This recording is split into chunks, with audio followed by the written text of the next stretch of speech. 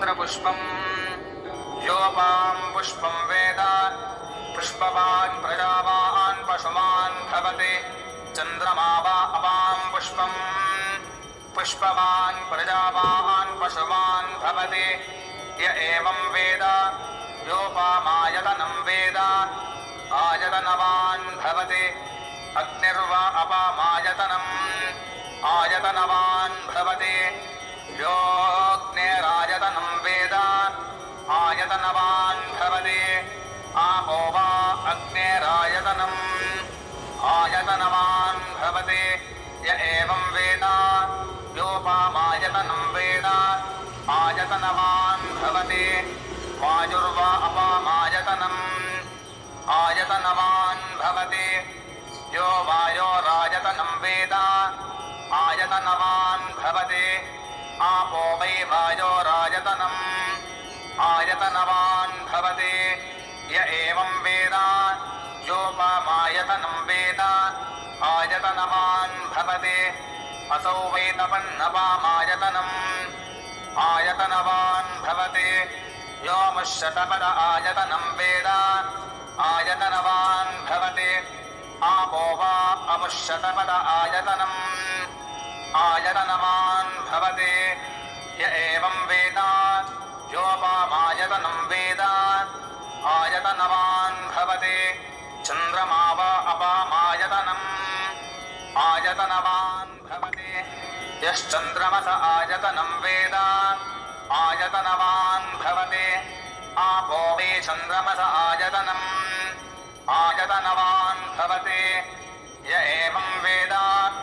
योपामायतनं वेद आयतनवान् भवति नक्षत्राणि वा अपामायतनम् आयतनवान् भवति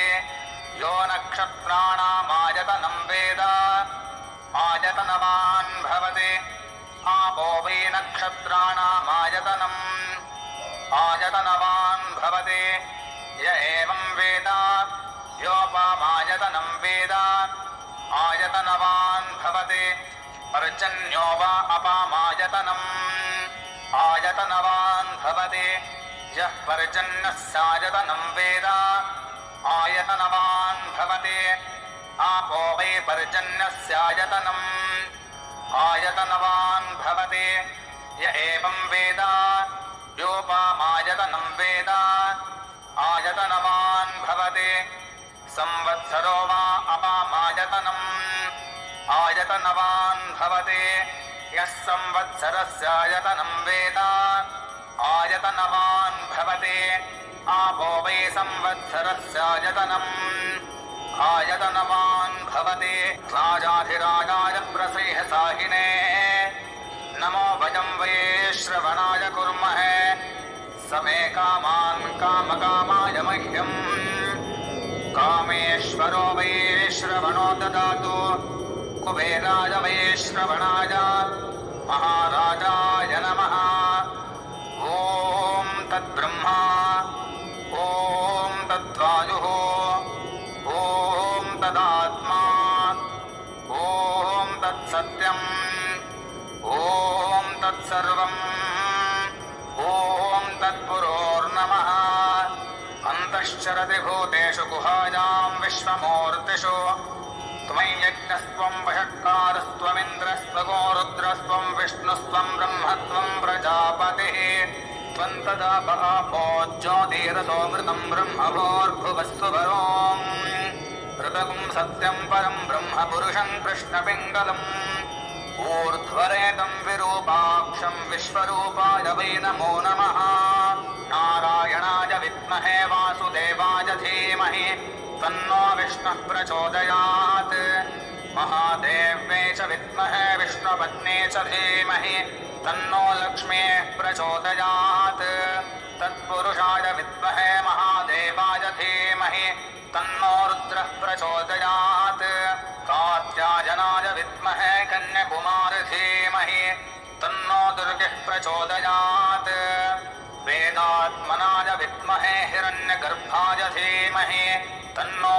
ब्रह्म प्रचोदयात् वाग्देव्यै च विद्महे सर्व सर्वसिद्धै च धीमहि तन्नो वाणी प्रचोदयात् भास्कराय विद्महे महद्युतिकराय धीमहि तन्नो आदित्यः प्रचोदयात् तत्पुरुषाय विद्महे वक्रतुण्डाय धीमहि तन्नो दन्तिः प्रचोदयात् तत्पुरुषाय विद्महे चक्रतुण्डाय धीमहि तन्नो नन्दिः प्रचोदयात् तत्पुरुषाय विद्महे महासेनाय धीमहि तन्नः षण्मुखः प्रचोदयात् तत्पुरुषाय विद्महे सुवर्णपक्षाय धीमहि तन्नो गरुडः प्रचोदयात् वज्रणखाय विद्महे तीक्ष्णदग्गुष्ट्राय धीमहि तन्नो नारसिंहः प्रचोदयात् वैश्वानराय विद्महे लालीलाय धीमहि तन्नो अग्निः प्रचोदयात् ईशानः सर्वविद्यानामीश्वरः सर्वभूतानां ब्रह्माधिपतिर्ब्रह्मणोऽधिपतिर्ब्रह्मा शिवो मे अस्तु सदा शिवो यानि तानि च पापानि जन्मान्तरकृतानि च तानि विनश्यन्ति प्रदक्षिणपदे पदे पापोऽहं पापकर्माहं पापात्मा पापसम्भवः त्राहि मां कृपया देव शरणागतवत्सल अन्यथा शरणं नास्ति त्वमेव शरणं मम तस्मात् कारुण्यभावेन रक्ष रक्ष जनार्दन रक्ष रक्ष महेश्वर प्रार्थना नमस्कारान् समर्पयामि इति मन्त्रपुष्पम्